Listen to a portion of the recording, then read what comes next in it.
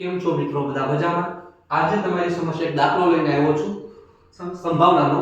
એ દાખલો છે, એક પેટીમાં 4 સફેદ દડા અને 3 કાળા દડા છે. તો તેમાંથી એક સફેદ દડો લેવાની સંભાવના શોધો. તો આપણે આ એક સફેદ દડા મળવાની સંભાવના ગોતવાની છે. તો સૌપ્રથમ આપણે પેટીમાં કુલ કેટલા દડા છે? તો આપણે જોઈએ, પેટીમાં 4 સફેદ છે અને 3 કાળા દડા. તો આપણે પેટીમાં કુલ દડાની સંખ્યા મેળવીએ પ્રથમ. તો સફેદ દડા આપણી પાસે 4 છે વત્તા બીજા કાળા દડા છે આપણી પાસે.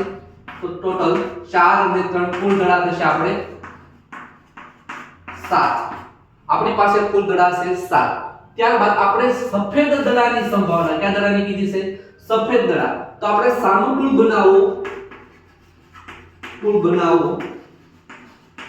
એટલે જે સફેદ દડા જે કુલ છે તો એ આપણા શું કહેવાય? સાનુકૂળ બનાવો. તો સફેદ દડા કેટલા છે આપણી પાસે? 4. તો આપણું સફેદ દડા આવે એની સંભાવના ગોતવી હોય તો એનું સૂત્ર છે સફેદ દડા આવવાની સંભાવના બરાબર સાનુકૂળ બનાવો છેદમાં સાનુકૂળ બનાવોના છેદમાં તમારે કુલ બનાવો. તો આપણા સાનુકૂળ બનાવો આપણી પાસે છે 4, તો છેદમાં આવશે 4 અને આપણી પાસે કુલ બનાવો છે, પેટીમાં કુલ દડા છે 7. તો આ સફેદ દડા આવવાની સંભાવના કેટલી થશે? 4/7. ત્યારબાદ આપણે આગળનો દાખલો જોઈએ. ત્યારબાદ એક સમઘન પાસાને ઉછાળતા એકી સંખ્યા મેળવવાની સંભાવના શોધો. તો આપણને ખ્યાલ છે, સમઘન પાસો ઉછાળીએ તો આપણને કયા કયા પરિણામ મળે? તો આપણને પરિણામ મળશે 1 2 3 4 5 અને 6. એ શું છે? આપણા કુલ બનાવો,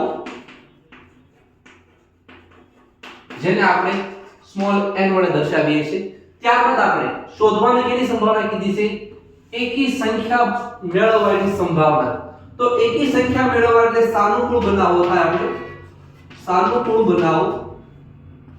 બનાવો એટલે એકી સંખ્યા જે આપણા કુલ બનાવો છે એમાં એકી સંખ્યા જે 1 3 અને 5.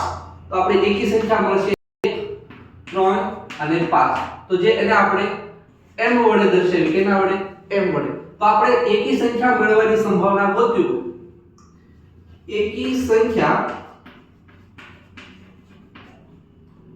મળવાની સંભાવના,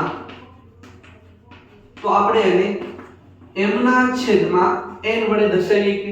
તો આપણે જો m છે 1 2 અને 3, તો આપણે m કિલો થાય 3 પરિણામો મળે છે આપણને. ત્યારબાદ આપણા કુલ પરપરે બનાવો અથવા કુલ પરપરેનો કેટલા છે? 6 બનાવો. તો 3 ના છેદમાં 6 એટલે આપણે 3 એકા 3 3 દુ 6 3 3 ઉડી કે. તો 1 ના છેદમાં શું આવશે? 2. તો આપણે એકી સંખ્યા મળવાની સંભાવના શું થશે? 1 ના છેદમાં 2. આન્સર આપો. ત્યારબાદ આપણે આગળનો દાખલો જોઈએ. પત્તાની એક જોડમાંથી એક પત્તાને યાદચ્છિક રીતે લેવામાં આવે તે પત્તું ચિત્રવાળું હોવાની સંભાવના શોધો. તો આપણે પત્તાની એક જોડ, આપણે કુલ પત્તાની ખ્યાલ હોય છે 52 પત્તા હોય છે. કુલ આપણો n કેટલો થશે? 52 પત્તા. એક ગજી પત્તો હોય એના પત્તા કેટલા કુલ હોય છે? 52 પત્તા. એમાં આપણને કેની સંભાવના કીધું છે? ચિત્રવાળા પત્તા. તો તમને ખ્યાલ હોવો જોઈએ કે ચિત્રવાળા પત્તા કેટલા હોય છે. તો આપણે ચિત્રવાળા 3 પત્તા હોય છે: ગલ્લો, રાણી અને બાદશાહ. તો એ ચારે ચાર પેટર્નમાં 4 પત્તા, ગલ્લો હોય તો ફૂલીનો ગલ્લો હોય, એક ચરકટનો હોય, એક કાળીનો હોય ને એક લાલનો, એવા 4 ગલ્લા હોય છે. એવી જ રીતે રાણીમાં હોય છે, એ રીતે બાદશાહમાં. તો કુલ પત્તા આપણે ચિત્રવાળા કેટલા હોય છે? 12 પત્તા. તો આપણો m કેટલો થાય? 12. તો ત્યારબાદ આપણે ચિત્રવાળા પત્તાની સંભાવના શોધવી હોય તો આપણે સૂત્ર મૂકીએ કે m ના છેદમાં n. તો m ના છેદમાં n, તો આપણે 12 ના છેદમાં 52 લખી કે m આપણો છે 12 અને n છે આપણો 52. તો 4 તેરી અને 13 ચોક 52 થાય. તો 4 4 ઉડી જાય, 4 એકા 4. તો વચ્ચે 3 ના છેદમાં 13. તો આપણે 52 પત્તામાંથી એક પત્તું ખેંચે તો એની ચિત્રવાળું હોવાની સંભાવના કેટલી થાય? 3 ના છેદમાં 13 થેન્ક યુ સો મચ. તમે બધા આ લેક્ચર જોયું. આભાર તમારો.